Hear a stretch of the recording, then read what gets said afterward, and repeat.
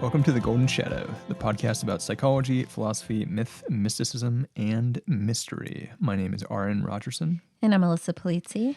Today we're talking about the tarot. It's likely our listeners have at least heard of tarot cards.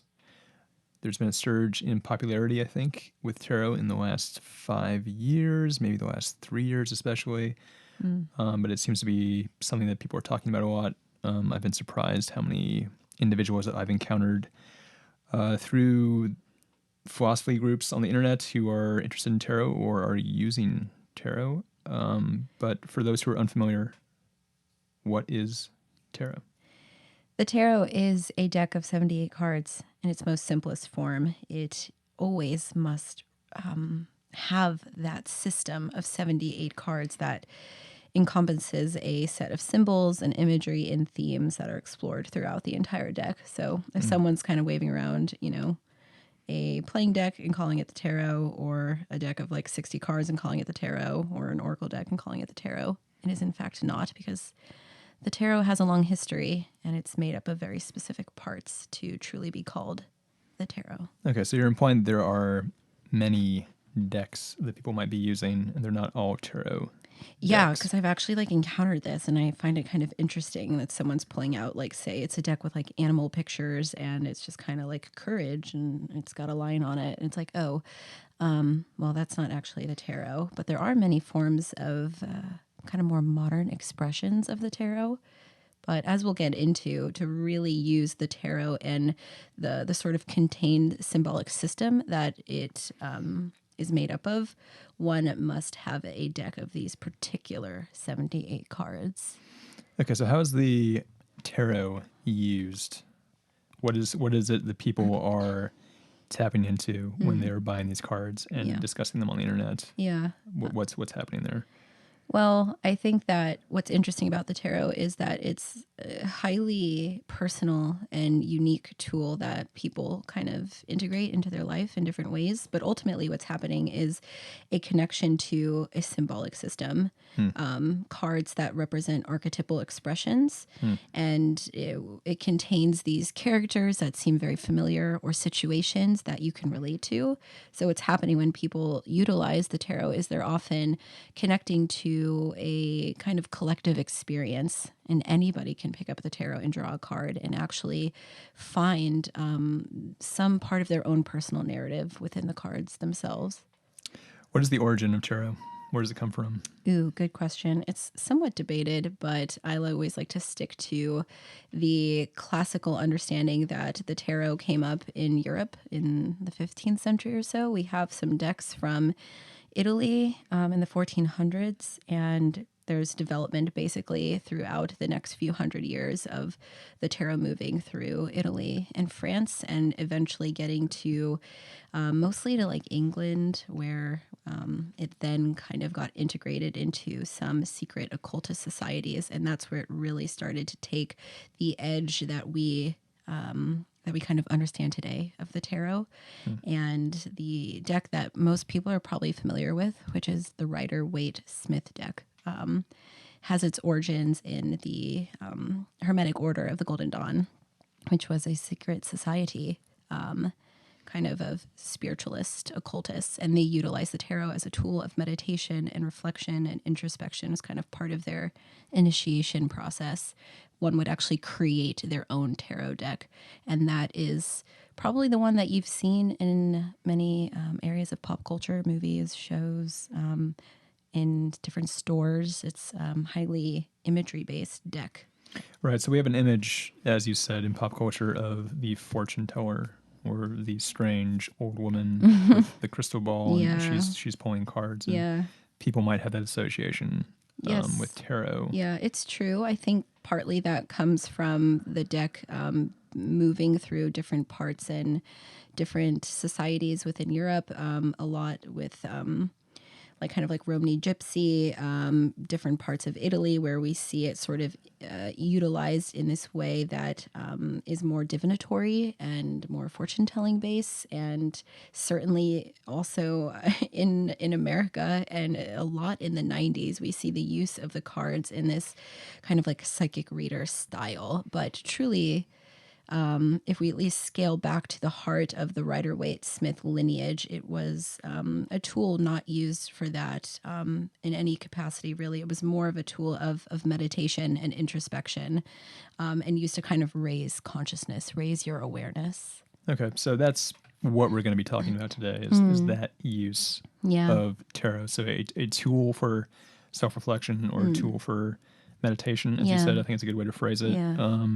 A way of getting inspired, or if you're trying to be creative, Yeah. you might use this deck as a way of shuffling through symbolic imagery and archetypes to kind of stimulate some sort of thought process. Yeah, definitely. So let's get into the structure of the deck Sure. a little bit. So there's 78 cards, as you said. They can be divided into Major Arcana and Minor Yes. Arcana. So let's start with the Major Arcana. What are the Major Arcana? So the Major Arcana consists of 22 cards, and they're numbered 1 through 21. Okay. And the 22nd card is actually the Fool, which is 0. And Okay, so 0 through 21 makes 22 cards. yeah, exactly. Right, So okay. there's no card number 22. I see. And the Fool is numbered at 0 because it represents a character or an archetype or a figure that's actually outside of the cycle of the Major Arcana. And this part of the system of the tarot, the Major Arcana, represents kind of broader strokes, grander archetypes and experience, something that kind of takes an individual through a larger sort of spiritual journey. Right. So the Major Arcana, as opposed to the Minor Arcana, are a little more meta, or they're a little more foundational, fundamental symbols. They're kind of Yes. more overarching. Yeah. Could we give an example of a Major Arcana card? Sure. The Empress is a good example because she represents the Earth Mother, and she's usually imaged as this very abundant-looking figure in a field of wheat with a large flowing dress, and she represents the archetypal mother, the sort of grounded feminine principle. So that's creation and abundance and the feminine principle of nurturance. And so when you see her card, you're kind of exploring that foundational principle. Right. So this is a big archetype. Right. It's universal. You can find manifestations of this notion of sort of the feminine mother, the earth, the sort of nature. Yeah. You can find this in every story, Yes. every narrative. Yeah. There's some sort of element of this that you can pick up on. So it's very universal, and that's a Yes. huge thing about the entire deck. But the Major Arcana especially, these are very universal cards. They Yes. speak to very deep aspects of our reality. Yes, yes. They more than the Minor Arcana, I would say, can grab you in this way due to their sort of uncanny familiarity. You're just like, oh wow, I know that figure, Right. even if you've never used the cards before. Right. So another example of a Major Arcana card that might be a little more well known is Death. Yes, And death, just as a idea, of course, Yeah. is very powerful to us, and it speaks a lot. And so people kind of focus on this idea of like, oh, you've drawn the Death card. ooh, scary. And in tarot, the Death card actually represents something like rebirth Yeah. or change. Yeah. And it can be viewed as Yeah. something very powerful. Yes, And part of you transformation. is ending, and a new part of you is beginning, Yes. or part of you has died, let's say, Yes. and a new part of you is born. And this is Yeah. sort of a cyclical facet of our growth as individuals, right? Is sort Yes. of growing, going through a full cycle. The cycle comes to an end, and then you start a new cycle, and it Yes. just keeps going. Yeah. What's one more example of a Major Arcana card before we move on? Sure. The Hermit, I think, is a good one. That kind of calls to mind like the wise old man. In the Rider-Waite, we do actually see like this figure holding a lantern, kind of looking like they're in this isolated mountainous area. So the Hermit represents the journey towards kind of a self-knowledge and internal wisdom, a sort of pulling back from society or maybe sort of forces that influence you and starting to walk this grander sort of higher path where one needs to really sort of explore these deeper wells of consciousness. And that kind of comes through your own internal exploration, sometimes through the guidance of a teacher or some sort of force that's kind of guiding you through this change. Right. In this card, the Hermit is a good example of it being based on more ancient stories. Yeah. Right. So this is the tarot has aggregated a lot of mythology. Yes. Yes. And has turned it into, or you might say distilled it into more pure archetypes, you could say. But the Hermit, for example, you could say that Odin often is depicted as a wandering old wise man. Yeah. And you can also see the Hermit being manifested in our stories again very often. Like Gandalf is, for example, kind of a sort of hermit character. Yeah. He definitely fits the image of having the gray robes and the staff. Yeah, or like Obi-Wan, you Right. know, he's kind of like a little bit more of a fearsome hermit, but certainly was one that kind of emerges through to like guide the hero through this process of inner growth and wisdom and change. Right. Any Led Zeppelin fans will see the Hermit on Led Zeppelin 4. Yeah. Anyway, so the tarot definitely moves, kind of bleeds into culture in a way that perhaps we're not really picking up on quite so explicitly. But it's very far-reaching, and that's what's so interesting about the deck is how much it aggregates our mythology into these cards and how much it bleeds back into our culture. Yeah, specifically of like the Western traditions. And certainly, definitely with the Rider-Waite, it is very purposefully designed with Judeo-Christian imagery, with alchemical symbols, Egyptian mythology, just those kind of things that have this familiarity to it, that if you're kind of born in the modern era, you're going to be able to kind of understand what's going on in this deck. Okay, let's move on to the Minor Arcana. There's more cards in the Minor Arcana. It's a little more complicated, a little more nuanced. I think it's always helpful to, you know, start to understand the tarot, which seems overwhelming with 78 cards, by understanding the systems broken down within it. So we had the major, we've gotten rid of 22 cards. The remaining 56 are then the Minor Arcana. And as a lesser form of archetypal expression, being the minor, these cards give us further detail, nuance, and kind of ground the sort of grander, complex nature of the Major Arcana. So the minors give us everyday experiences, situational dynamics, personality kind of characteristics. All of that is playing out in the story of the Minor Arcana. Okay. So the Minor Arcana are divided up into 4 suits. Yeah. Similar to a playing card deck. Yeah, exactly. The difference is that each suit contains 14 cards. Yeah, 14. Which would be ace through 10 plus 4 court cards, as opposed to 3 court cards. Yeah. And the court cards in tarot are the page, the knight, the queen, and the king. Yes. So 0 through 10 plus 4 court cards. Yeah. And what are the 4 suits? So the first is the wands, and that represents sort of creativity, willpower, the kind of like animating life force energy. The second one is the cups, and that represents kind of like heartfelt, deep emotional experiences, a lot of explorations of love and friendship and partnership. The swords are next, represents themes of intellect and truth and reason, and also challenge, kind of coming into collision with the harsh realities of life. And then the fourth are the pentacles, and that represents the more earthly grounded aspects. So we tend to move through themes of work and finances and the body, kind of like the more material dynamics. Right. Pentacles are coins. Right. Yeah. So wands can also be rods occasionally. It's sort of this idea of like a staff, baton. A staff, yeah. Cups. Yes. Which is chalices. Chalices, right. The swords, which is pretty straightforward. Yeah. And pentacles. Sometimes discs. Discs, interesting.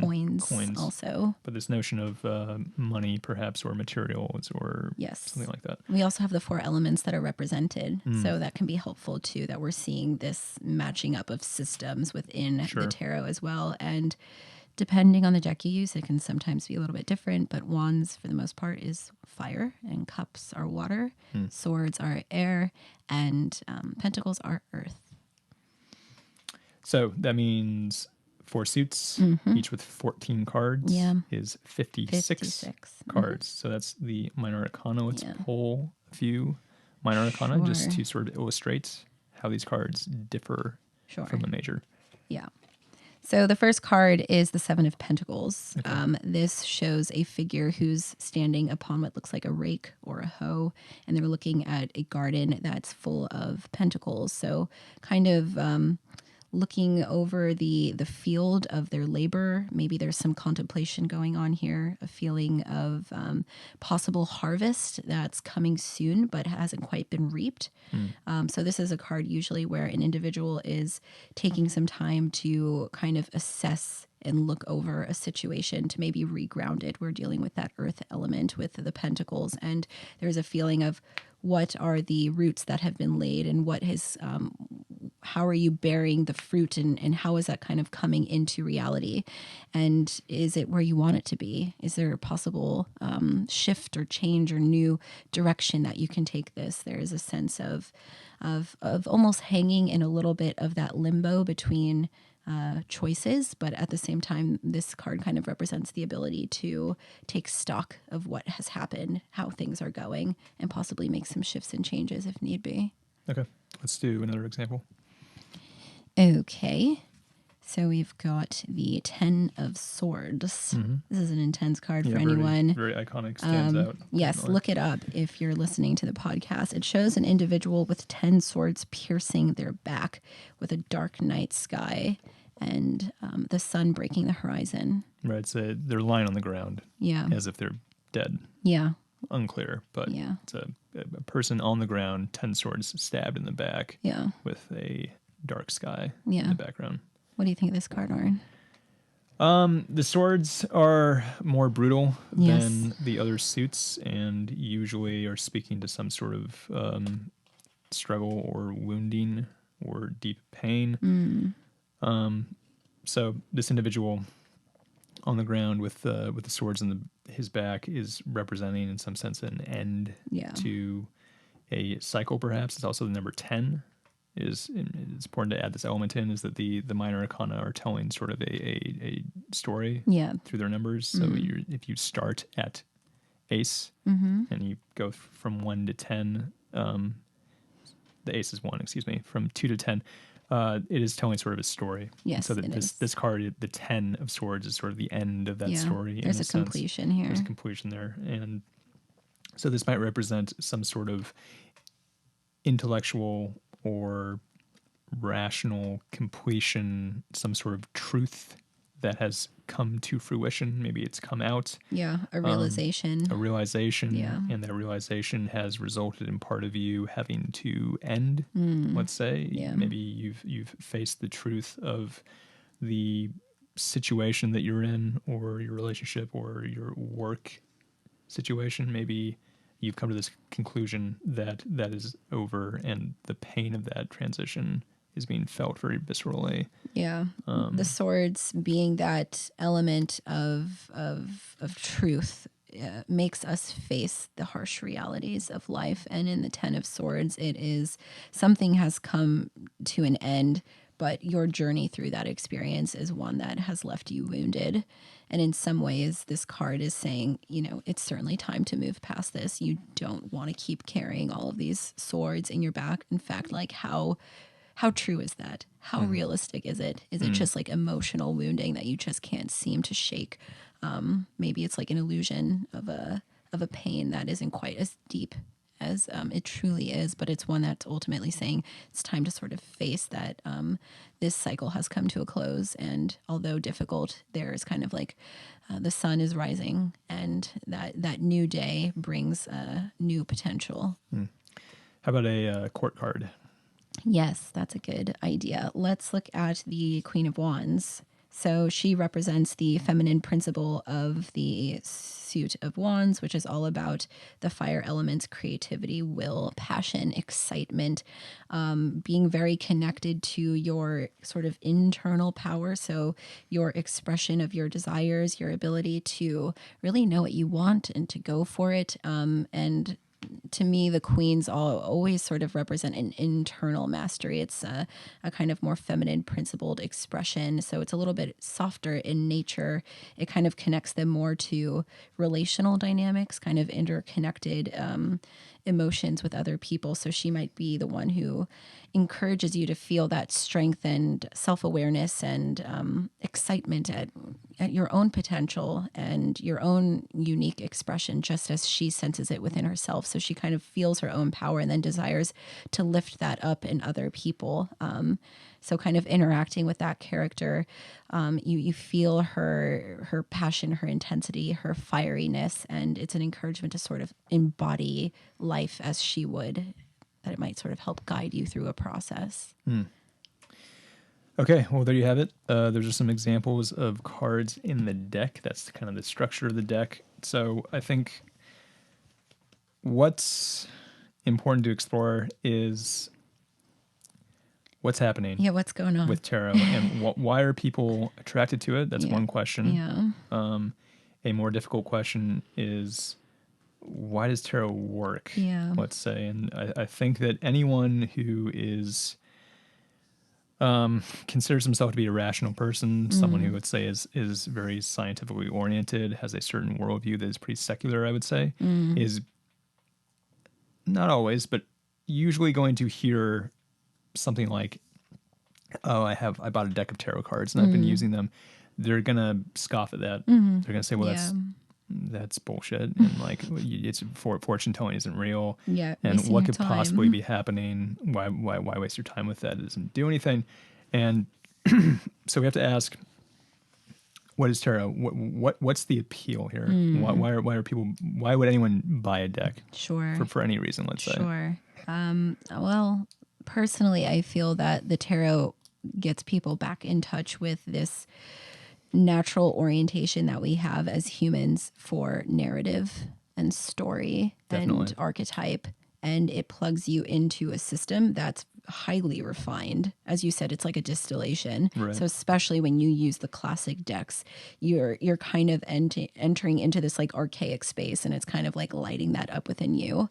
And it helps you to sort of approach life sort of discovering meaning or understanding through narrative, through imagery, through story. Right. So I mean, the same rational scientific person, let's say, will go into a movie theater and we'll watch, I don't know, an Avengers movie, or Star Wars, whatever, and they're watching the screen, things are happening on the screen, and they're not saying, well, this is ridiculous, this is bullshit, how can you just stare at lights on the screen and get anything out of it? They don't question that because they're experiencing it, and they experience it very deeply. Right.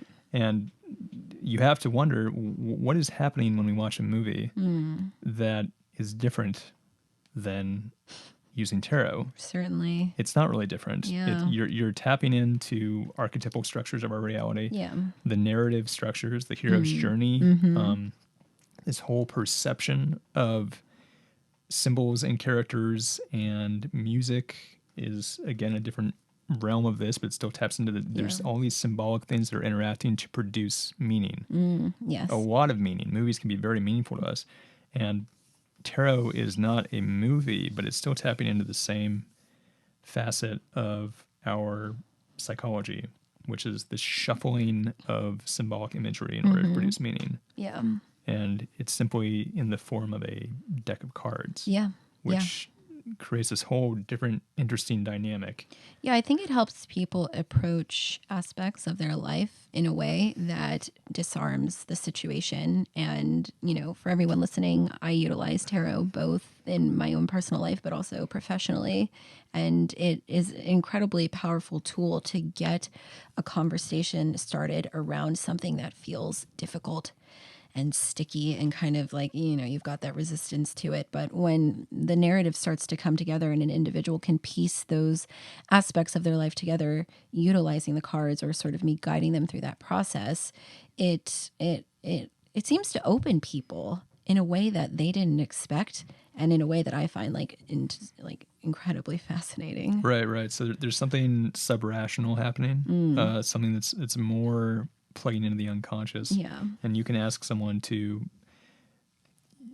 just state what's going on in their life what's wrong with their life, and how do they feel about it.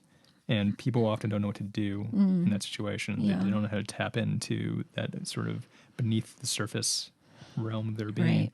But they'll watch a movie, again, to bring that example back in, and it'll make them cry. Yeah. And it's like, well, what is happening there? It's tapping into something that is below our kind of verbal conversational Right. interaction. Yeah. Another example is the Rorschach test. I think illustrates this really well. What's happening in the Rorschach test? Yeah. Why does it work? How can you have a ink blot show to someone and they'll come up with some sort of interpretation? Yeah. Yeah. The ink blot makes me think of a flower, or the ink blot makes me think of a knife, or the ink blot makes me think of my relationship with my partner. And all these things are happening where these images, Yeah. and it's just ink, it's just weird amorphous shapes. Yeah. They're conjuring up feelings of meaning that are unique to you. And that's what the tarot cards can do, is you can look at a tarot card like this Eight of Swords, and it's a woman who is tied up and surrounded by swords. Yeah. And it's like, what does it mean to you? Yeah. And if you can't let it work for you, you just say, well, it means nothing. It's just an image. Who cares? But it's like, well, try harder. And you can look at it and say, dig deeper, guys. And if you can really tap into it, and this is because it's a skill, it's something you can practice, something you can kind of get into this realm easier and easier the more you kind of work with this. You can look at this card and you can say, this reminds me of high school for some reason. It can be go on. What does that mean? It can be, I don't know. There's something about being locked up. There's something being blind. She's wearing a blindfold. There's something about having no place to go. There's something about feeling threatened by everything around me. Yeah. All these things, they're conjuring up this meaning, and you can use that as a way of reflecting. Yes. Tarot, in that sense, is a powerful sort of gateway or a pathway into deeper experience, into the unconscious, into the personal complexes and dynamics that you're not always totally in touch with. And I think that's why, people can feel a little scared of the tarot, and maybe sometimes that's due to its nature of like, well, it's going to tell my fortune. I don't want to know it. But I think truly people sense that when you connect to a symbolic system, it might reveal something that you hadn't been paying attention to. And that feels someplace maybe you don't want to go. Yeah. Like, I don't want to open that box. Yeah, absolutely. It's like, like, no thanks, Pandora. Don't want to go there. Don't want to like release all hell upon my life. And I certainly get people who feel that way towards the tarot, but I think like leaning into that feeling and wanting to figure out why you might feel that way might reveal the exact reason why you should do something like this. Right.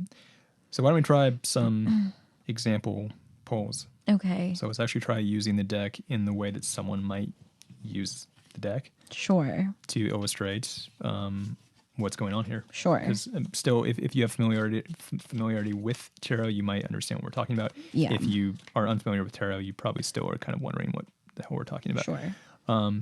So yeah, how to use the tarot.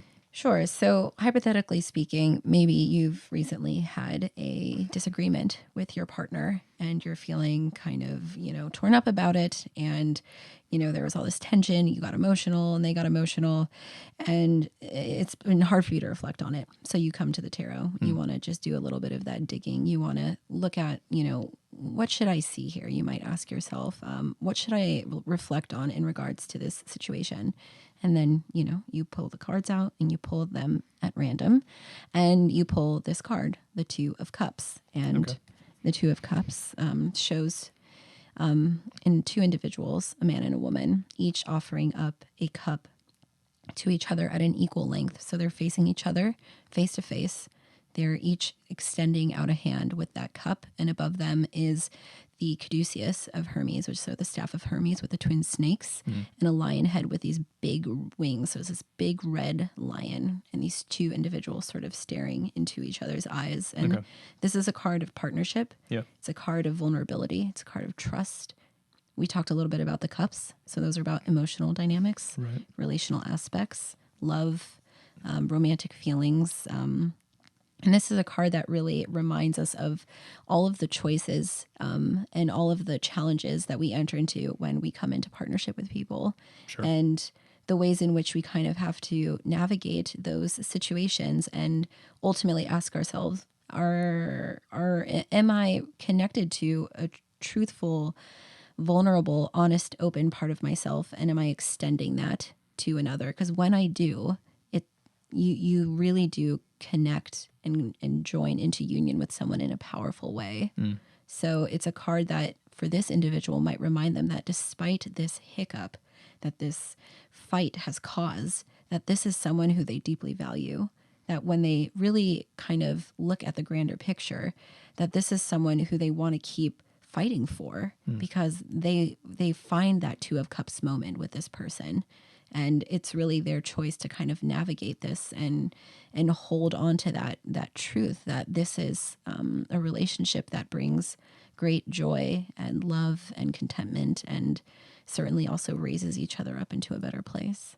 Right. So let's say that I'm drawing the cards. Yes. And I'm not nearly as articulate as you are in understanding what they mean. Okay. That doesn't mean you can't use them, right? Sure, So let's yes, say yes. you're a novice, you're a beginner, and you don't really understand tarot very well. Yeah. Doesn't mean you can't use it. Obviously, Alyssa really knows what she's doing, and she can draw a card and have all this understanding of all the meanings and link it up to what she's experiencing. But let's say I go, okay, so I've drawn the 10 of Wands, and this shows a man with a huge stack of wands. There's 10 of them, and they're over his back, and he looks like he's very exhausted. He's walking with all of these wands, presumably back to his village or back to a building in the distance, but he's clearly struggling. He's tired. It's the 10 of wands. So again, this is sort of communicating some sort of completion or end of a cycle. And the wands are speaking to kind of a more sort of spiritual journey as opposed to having to do with love or unconscious sort of emotions or intellect in the swords, let's say. Yeah. So in relation to my relationship that you said I was struggling in, Yeah. I would interpret this as meaning that I'm coming to some sort of end in a cycle, Yeah. or maybe I'm burdened by the burden. relationship, Yeah. and I'm struggling to carry this burden Yeah. to get to where I need to go. Yeah, this guy doesn't just have like 10 wands on his back and he's just like, just totally fine, super strong, got it. This is like, he's worn down, he's overburdened, Right. overtaxed. So my interpretation might be this relationship is too burdensome. Yeah. I might interpret it that way. And, you know, an important point to make is that someone who knows tarot really well could say, no, that's the wrong interpretation. You know, they might say that's not what the 10 of wands mean. And there's a conversation to be had there, but the thing is, what does it mean to you? Yes. And what is it evoking to you? That's the most important And it's question. a tool for self-reflection. So if it's making me feel as if this relationship is too burdensome and it needs to end, that's probably because I already feel that way. Right, because that's what's happening when the card comes up. Yeah. It's constellating that feeling of your burden and your tiredness and the fact that you feel at the end of your rope. And maybe that doesn't mean that you just end the relationship. Maybe it's like, oh God, yeah, I do feel that way and I really need to speak up for myself. Like, it's time that I lay down some ground rules. Like, don't utilize the tarot to make your decisions for you. Right. And that's the important point. Like, it's not fortune telling. Yeah. I mean, you can use it that way if you'd like to, but the way that we're talking about it is Yeah. you don't want to interpret the tarot as telling you what's real and making your decisions for you. Yes. It's supposed to stimulate your thought. It's supposed to reflect your own feelings back to you. Yeah. If I draw this card and what I feel immediately is I have to break up with this person, it means I already felt that way. Yeah. It means that I needed something to sort of show that to me. Yes. And that's the important. And it could be different. What could speak to me when I draw this card could be, I'm almost done with this cycle, and I can tell that after this, that things are going to get better. Yeah, because maybe you pull that card and you're like, I've been stressed at work. My mom is sick. my dog got, lost the other week. Like all these things have been happening. Like what are all those wands that are on that individual's back? And maybe, your fight with your partner was just the last straw, but it's actually not the crux of the issue. Right. So it could be an opposite interpretation. Yeah, That the relationship is exactly. good, and you know what? The problem is not the relationship. It's just all these other things going on in my life, and I'm ready to become re-energized Yeah. and make this work better. Yeah. And so that wouldn't be wrong. Right. Absolutely not. know? And that's the important part with using these cards, is that it's just meant to amplify you, empower you. And if anyone is trying to use them in a way that seeps that power and that autonomy away, I question whether that's truly balanced and for the benefit of the individual, because the cards themselves ultimately they are truth sayers. They are knowledge holders. Yeah. The arcana is the secret. That's what arcana means, and so it holds archetypal power, but it's meant to sort of liberate your mind or your consciousness or your spirit into deeper understanding of itself, and thus empowering you to know how to move forward with a little bit more clarity and certainty. Another card? Yes. So maybe we change the situation. Okay, sure. Okay. So hypothetically speaking, someone has been offered a promotion at their job, and they are feeling, a little apprehensive about taking it because, they haven't felt like it's quite the right fit. And so they turn to the tarot and they draw the Fool. So if you've listened to our episode about the Fool's journey, Right, episode 2. you might know that the Fool is all about the launching into the unknown, of trusting in a situation that hasn't fully developed. It's the beginning of the hero's journey. Right. So the Fool often is a powerful card in the tarot because he's card 0 of the Major Arcana. He is our protagonist. He is that essence inside of us, the internal child that's always ready to sort of orient towards a new situation and embrace it with openness. So if I was that person drawing the Fool, it would really get me in touch with the feeling that although I have hesitation, I don't really know where this is going, and I don't quite know if it's the right fit, there's something that's opening here. And if I actually kind of sit with that feeling, I realize that there is a desire to kind of leap into something that feels a little scary. And the Fool can be that recognition that, your attitude towards this job promotion could actually be something that will take you on a brand new adventure of growth and change. Right. Embrace the unknown. Yes. It's okay to feel scared. It's okay to feel like this is risky. That's always true for anything that's worthwhile. Yeah. You should just go for it. All right. Now I'm going to draw a card to learn about my promotion that's being offered to me. So I drew the 8 of Wands, which is a strange and abstract card. It is I would say. yes, very much so. There's 8 wands on the card, and they are flying through the air, all in the same direction, presumably. There is a river and a hill in the background. The sky is blue. But this card is communicating momentum, movement, travel, flying from one place to the other, moving very quickly. If you were going to hurl a javelin into the air, it would be traveling very quickly on its way to land at some point. So, what would this evoke for me? In terms of my promotion, this card makes me feel like I'm moving too fast.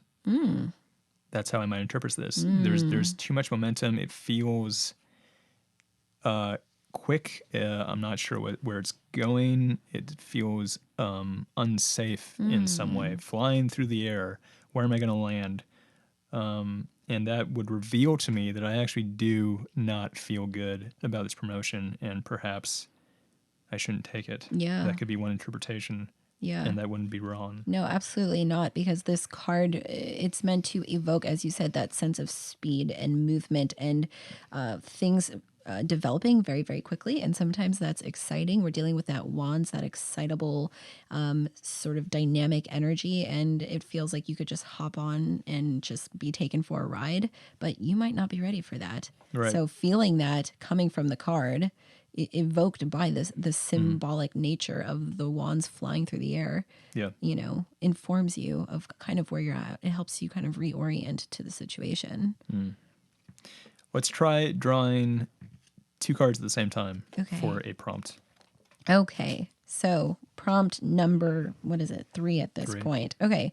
So in this prompt, we have an individual who feels like they're ready to kind of start a new hobby, but they've been feeling this hesitation and they don't quite know why. So there's sort of this ambivalence. Maybe this would be good for me, but every time I kind of get up to get ready and get going, something gets in their way. So a good time to come to the tarot, right? You're not quite sure exactly of how you're feeling and what's going on, and we'll draw 2 cards. So we draw the Ace of Cups and the Emperor.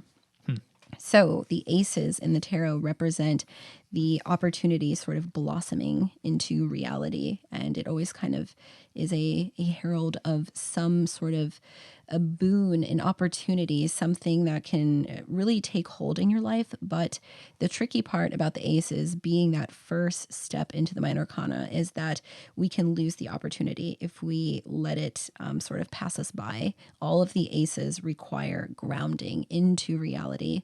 And the imagery in the Rider-Waite shows each of these items of the Minor Arcana being offered through this sort of disembodied hand attached to a cloud. So it's kind of like the hand of God. Definitely not like a gory no. hand that's been cut off.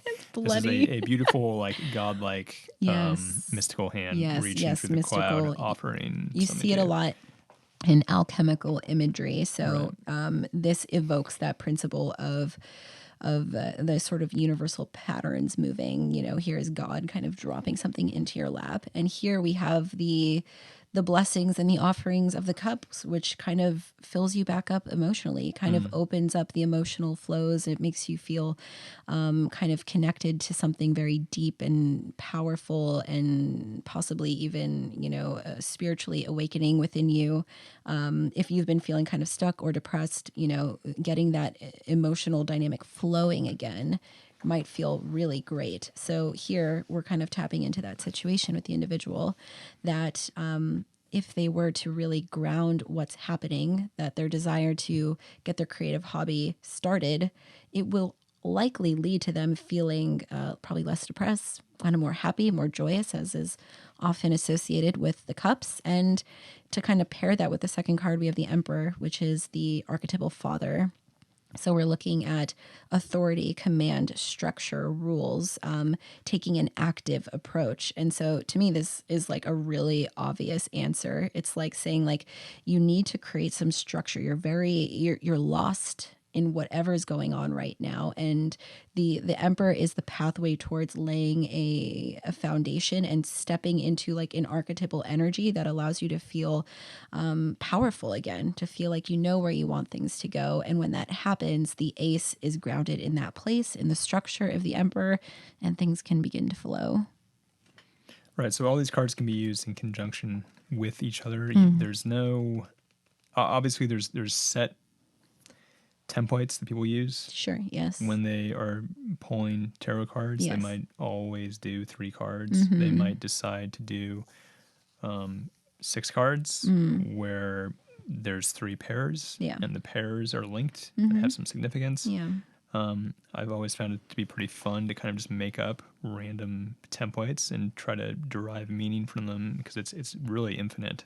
Yes. And any idea that there's a set way to use these cards, anyone who is putting that forward, that you have to use it this way, they're probably trying to sell you something. Yeah. That's probably what it is. Yeah. Because Or they're it's just truly infinite. misinformed. Or they're misinformed. That's definitely possible. But I mean, just the other night, I went through the entire tarot deck to tell the story of my life, and Alyssa was there too. And we kind of were sort of trying to combine it in some sense to kind of think about where we've been in the last 10 years or so. And it was really fun and really interesting. And it was actually, I thought, evoked a lot of meaning of kind of going through these like weird cycles of I would draw 6 cards at a time and then say, well, this is like the first 5 years of life, and then another 6 cards, and that's like ages 5 to 10, and then moving along, just sort of getting more and more specific. Like, okay, this is like end of 2019, clearly. This is the start of 2020. This is the lockdown. And this is where we are now. And then like now, the last 6 cards, these are the future. And anyways, it's unlimited. You can use them anyway. You're shuffling through archetypes. You're shuffling through symbols. You're using these in combination with each other to evoke any kind of meaning that needs to come up. Yeah. Whatever needs to be revealed to you. If you can tap into this energy, if you can let yourself be opened in this way, what you already know and what you're already feeling will reveal itself to you through these cards. And that's the idea. It's a powerful tool for self-reflection. Do you have a question for us? Do you have a dream you'd like us to analyze? Is there a topic you'd like us to cover? We want to hear from you. Contact us through the submission form, which can be found at our Instagram page at Golden Shadow Podcast. Or if you're listening on YouTube, you can find the link in the description down below. Thanks for listening. See you later. If you find this podcast useful, please consider supporting us on Patreon. Go to patreon.com/Golden Shadow Podcast. Thank you.